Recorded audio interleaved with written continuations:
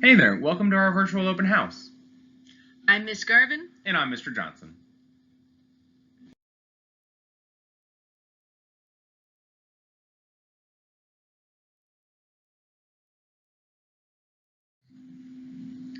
Hi, I'm Mr. Johnson. I teach math and science at New Heights Elementary. And I'm Miss Garvin. I teach reading and writing. And we are your teachers. This is what our reading and writing classroom looks like. We have a nice big library that has a whole bunch of different books in different categories. I have my desk spread out in table settings so students can work together and partner together. And then also we have a carpet space where they come and we read and we do some writing up in the front. Hi friends, this is our math and science space. We have our desks set up in rows so that we can turn and talk to our partners as we learn about our math and science lessons. Our math learning progression board is set up like a Super Mario Bros. Level. As we go through, we defeat each enemy, which represents their daily learning tasks. And at the end of the unit, we get to jump up and see how well we did on our math score flagpole. Our classroom expectations are school-wide, so we follow the same expectations as the whole school. We can remember it with the word HOCS. H is have respect. That means treat others the way you want to be treated. A is act responsibly. That means follow directions, participate, and complete your work. W is work cooperatively. That means we're going to share material, we're going to take turns with tasks, and listen to others. K is keep trying. That means we're not going to give up. We're going to attempt our tasks before asking for help. And then S is stay safe. That means keep our hands and feet to ourselves and keep objects where they belong.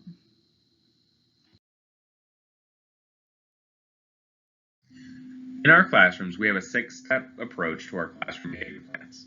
If a student's acting up, we start out with just a simple verbal warning and a reminder to get them back on task. If that doesn't work, then we move on to taking a point on DOJO or removing a pet point from their wallet. If they're still acting up, we'll give them a chance to cool down in the calm down corner. After that, we have a quick conference with them to try and get them back on task. And if they're still acting up, they can go over to either my room or Miss Garvin's room and they can have a cool down in another setting. And if they are still acting up after that, we will let you know with a phone call home or a quick message on DOJO. At the end of every day, we write a letter in every student's agenda. Either it's an E for excellent, a V for very good, an S for satisfactory, an N for needs improvement, or a U for unacceptable. They are all correlated to our class DOJO points, and we can always give you more information throughout the day if you need it.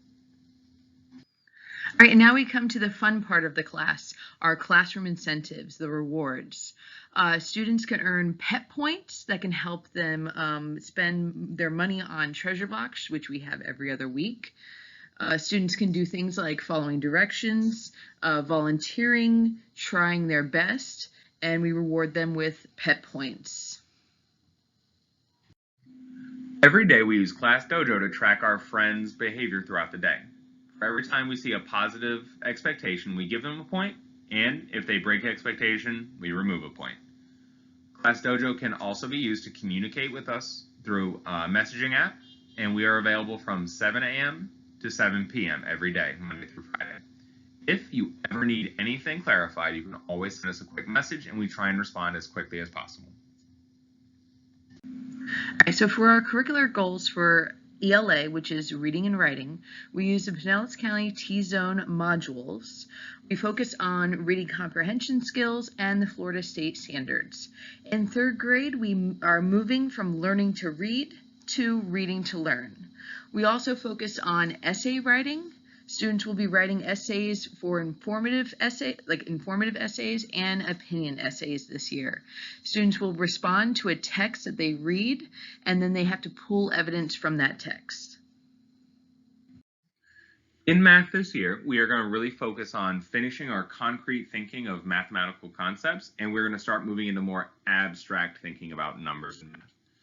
In science, we are going to move from physical science to life science to earth science. We will be incorporating a lot of STEM into each unit, and we're going to have a lot of opportunity to learn about space and new technologies.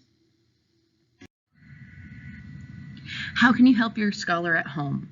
Well, of course, the most vital thing is to have them read, whether they read 30 minutes a night or even 10 minutes a night. It's helpful because it allows them to become comfortable with books, and then they end up being confident in their reading.